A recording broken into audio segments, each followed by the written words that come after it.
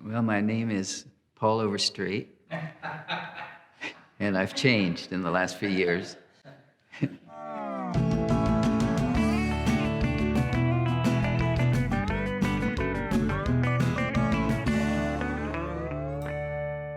I was actually a roadie for a rock group one time out in San Francisco, and in the hotel before they went on one day, the guitar player said, "I hear you got some songs." And I said, "Oh yeah, I've written a few." And he said, "Well, play them." And I played them. He says, "Well, that's as good as anything on the radio." And I remember leaving that room that night going, maybe so. A lot of people come to Nashville and think they'll be here for 3 or 4 months and they'll make it, and that's not going to happen. I don't know of any instances where that's happened. It was 3 years before I got anything recorded as a songwriter. A few years ago, I remember I pulled out some cassettes that I had pitched some songs I had pitched when I first got to town.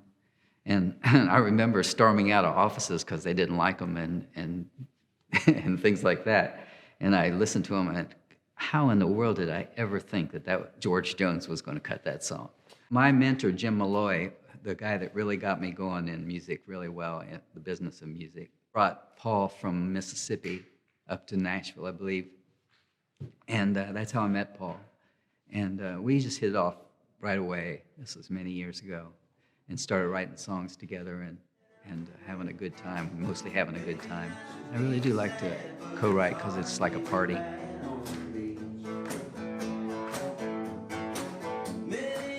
But we've written a lot of songs together, probably 100, 200, 150 probably.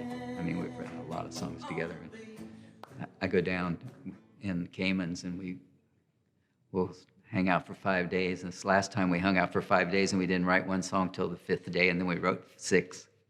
You know, the main thing about being a songwriter for anybody that wants to be is that you have to be you've got to be a dreamer. You've got to really want it bad, because it takes a lot of work and a lot of disappointments along the way, usually. And if you don't just love it, you won't make it. You have to just love it, and you can't do anything else because you're driven to do it. I think it's really the key.